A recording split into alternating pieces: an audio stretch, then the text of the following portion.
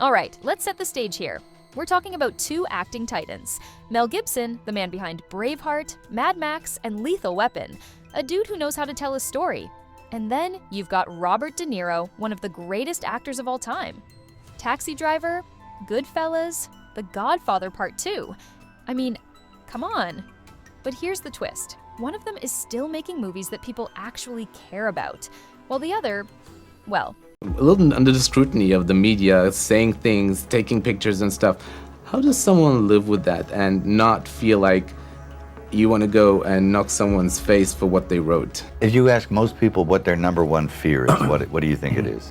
Most people's number one fear is public humiliation. Okay. Let's just say he's been making headlines for all the wrong reasons. And just when you thought Hollywood drama couldn't get any juicier, Mel Gibson steps in and says what we've all been thinking. But hold up. Before we dive into that, quick question. Who's your favorite actor between these two, Mel or De Niro?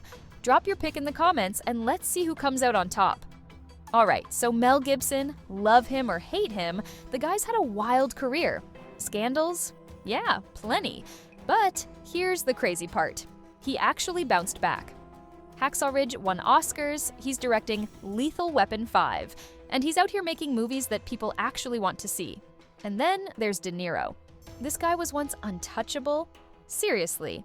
Raging Bull, Heat, the dude was a force. But lately, it's like he's more focused on lecturing people than, acting. And trust me, people notice. Instead of giving us another iconic performance, De Niro's been busy turning Hollywood into his personal soapbox. Every time he's in the news, it's not for some amazing new role, it's because he's going off on political rants. And guess who's not having it anymore? Yep, Mel Gibson just called him out. So let's talk about why this is such a big deal. Mel Gibson is not a Hollywood darling. He's been blacklisted, canceled, exiled, you name it. And yet, he's pulled off one of the most successful comebacks in recent history. Why? Because he's not out here preaching. He's just making movies. And guess what? People like that. They're tired of actors treating award shows like political rallies. Like, dude, we just want to enjoy a good movie without getting a lecture. Now, let's compare that to De Niro. Instead of letting his work speak for itself, he's been making more headlines for his outbursts than for his movies. And speaking of movies, oh man, have you seen the Alto Nights trailer? Oof, this was supposed to be his big comeback. A gangster film, De Niro playing two roles. Sounds like a slam dunk, right? Except it flopped. Warner Brothers practically buried the movie before it even came out. And here's the real kicker. Audiences just aren't showing up for De Niro's films anymore. And Mel Gibson? Oh, he sees exactly why. Now this is where it gets spicy. Mel Gibson just said what nobody in Hollywood wants to admit. He called out actors like De Niro who spend more time preaching than, performing. And honestly, he's not wrong. Think about it. When was the last time you saw a De Niro movie that actually blew you away? Yeah, I'll wait. Meanwhile, Mel's gearing up for Lethal Weapon 5, and audiences are actually excited for it. It's almost like, people prefer movies over lectures. Crazy, right? Here's the real issue. Hollywood is changing. People are done with actors telling them how to think. They just want good stories. They want escapism. And Mel, he's figured that out. De Niro, he's still stuck in the past, yelling at people like that's somehow going to bring his career back. It's almost like, people prefer movies over lectures. Crazy, right? Here's the real issue. Hollywood is changing. People are done with actors telling them how to think. They just want good stories. They want escapism. He's managed to navigate the pitfalls of Hollywood by focusing on what he does best, making movies. De Niro, on the other hand, seems intent on alienating the very audience that once adored him. First off, we all know his politics. He's plastered it everywhere, like a teenager's bedroom wall covered in posters of their latest crush. And hey, that's fine. Shout your opinions from the rooftops if that's your thing. But De Niro doesn't just express himself, he weaponizes it. He's like a one-man wrecking crew, bulldozing anyone who dares to disagree. And the worst part, he does it with the kind of smugness that makes you want to hurl your coffee at the screen. But what really grinds my gears is his latest stunt. wagging his finger at crowds in front of courthouses like some self-appointed moral authority. Seriously, who died and made him the king of outrage? It's one thing to have an opinion, but it's another to belittle your fans, the people who actually pay to see your movies and keep your career afloat. Calling them names, labeling them with all sorts of derogatory nonsense, that's not edgy, that's just pathetic. Now, let's talk about this upcoming film, The Alto Nights. It's supposed to be his grand comeback or whatever, but after seeing that trailer, I've got questions. Lots of them. Like, what happened to his acting chops? Did he leave them in 1995? He's playing two mobsters, and instead of being intrigued, I'm cringing. It's like watching someone try to run a marathon after years of sitting on the couch eating chips. Sure, it's technically happening, but it's painful to watch. And let's not forget, Warner Brothers? Oh, they're done. They've washed their hands of him, and honestly, who can blame them? This movie is their swan song with De Niro, and you can bet they're counting down the days until they can slap a no further association disclaimer on all future correspondence. When a major studio doesn't want to touch you with a 10-foot pole, maybe it's time to do some soul searching. Or at least take a long, hard look in the mirror. Here's the thing about being an actor. You're a representative of the studios, the distributors, and the companies that bankroll your paycheck. You're a brand, whether you like it or not. And when you start spouting off incendiary nonsense, you're not just hurting yourself, you're dragging everyone else down with you. It's like being the kid who ruins the group project for everyone because you couldn't be bothered to do your part. But does De Niro care? Of course not. He's too busy playing the martyr, acting like the world is out to get him. Newsflash, the world isn't out to get you, De Niro. You're doing a bang-up job of sabotaging yourself all on your own. And don't even get me started on his passion for the craft. Watching him phone it in on screen is like watching someone half-heartedly assemble IKEA furniture. Sure, it'll hold up for a bit, but one wrong move and the whole thing collapses. Meanwhile, you've got actors out here pouring their hearts and souls into their work. Then there's De Niro just coasting by on fumes and past glory. Look, I'm not saying the guy doesn't have talent. He's had his moments. But talent without effort is like a car without gas. It's not going anywhere. And as for his political grandstanding, well, maybe it's time to step off the soapbox and get back to doing what you're supposedly good at, if you even remember what that is. My unsolicited advice to Robert De Niro: take a break. Step away from the spotlight, the cameras, and for the love of all things holy, the megaphone. Go find yourself, take up knitting, volunteer at a soup kitchen, do something, anything. And Mel, he's figured that out. De Niro, he's still stuck in the past, yelling at people like that's somehow going to bring his career back. And the worst part? Hollywood is starting to move on from him. Studios don't want the drama. They want box office success. And right now, De Niro just isn't bringing that. So here's my question to you. Do you think De Niro can ever turn things around? Or is he stuck being that angry old guy who just won't let it go? And what about Mel Gibson? Has he actually redeemed himself?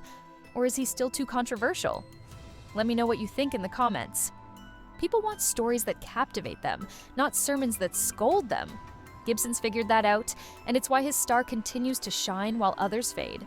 This isn't to say Gibson's perfect, far from it.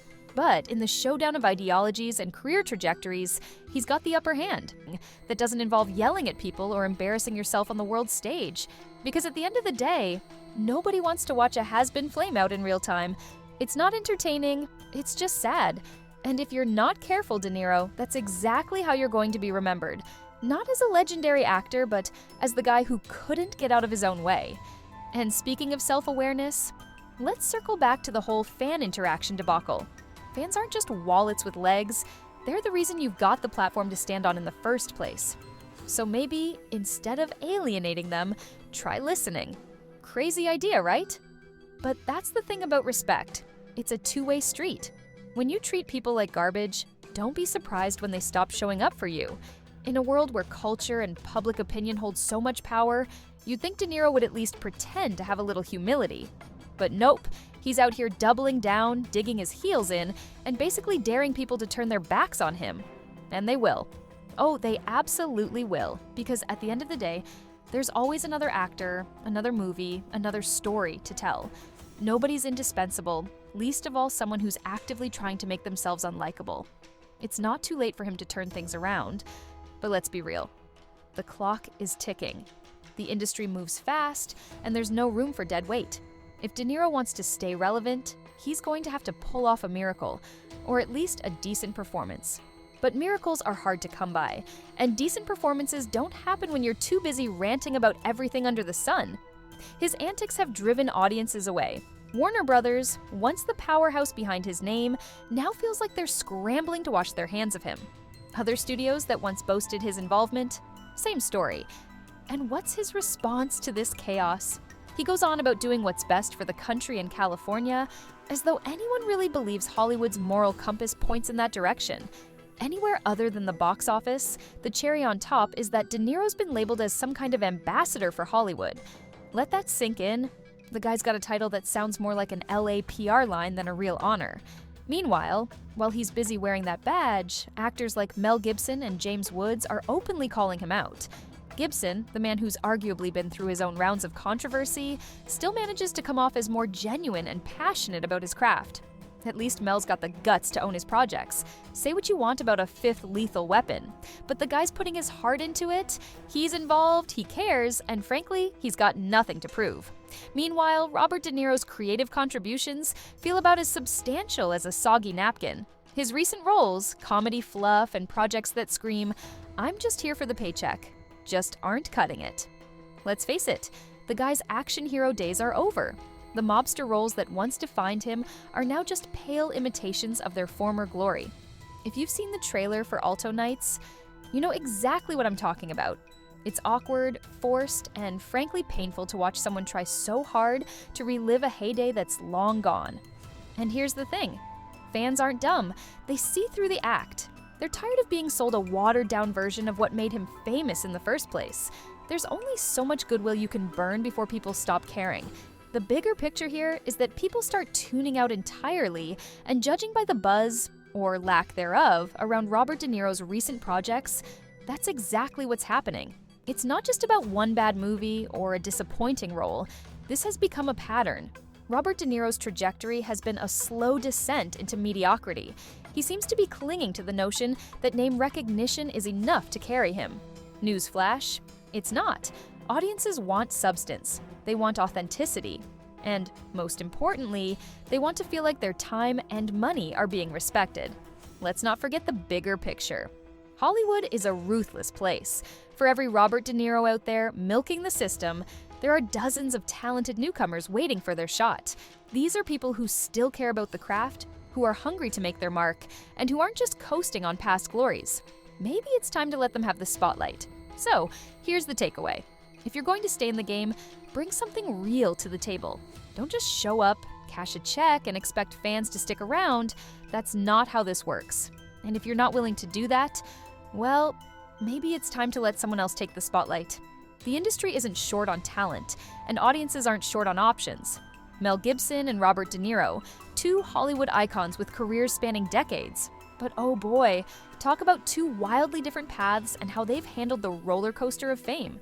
These guys aren't just actors, they're walking case studies in how to navigate or torpedo a legacy. If you're looking for a tale of contrasts, let's dive into this head first. Warning, it's not all roses and Oscars. Let's kick off with Mel Gibson. Remember, Mad Max, Lethal Weapon? The guy was the ultimate 80s and 90s action star, a blue-eyed, grinning heartthrob with charisma to spare. And Braveheart. Forget it. That movie made us believe a guy in a kilt could lead armies and win Oscars. Gibson didn't just act, he directed his way into Hollywood royalty. But then, well, you know what they say about flying too close to the sun? The aftermath, 2006 was a doozy for Mel. A DUI arrest spiraled into an anti-Semitic tirade, and suddenly, the golden boy of Hollywood became the industry's untouchable pariah. It wasn't just bad, it was career suicide on a grand scale. Studios ran for cover, collaborators ghosted him, and fans were left scratching their heads. Sure, he apologized a lot, but for many, the damage was done. Then came the 2011 debacle, a custody battle with his ex, Oksana Grigorieva, that unearthed recordings no one asked for but everyone heard. Mistreatment allegations, leaked rants, definitely not the stuff of redemption arcs. Yet somehow, Mel clawed his way back into the limelight. Hacksaw Ridge. In 2016 was his Hail Mary, and it landed.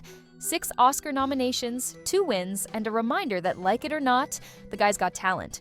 But here's the thing, talent doesn't erase a problematic past. For some, Gibson's directorial prowess is enough to forgive, or at least forget.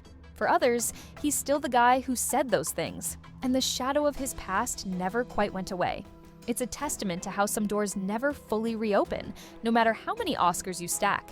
Darrow didn't become polarizing because of DUIs or leaked phone calls. No, his weapon of choice? A microphone. The man's been on a political warpath, with speeches and interviews that could double as roasts. Some people love it. Finally, a Hollywood star with the guts to say what's on his mind. Others, they roll their eyes and mutter about celebrities staying in their lane. And let's not sugarcoat it, De Niro's critics don't hold back. They call him arrogant, out of touch, a champagne socialist railing against inequality from his penthouse.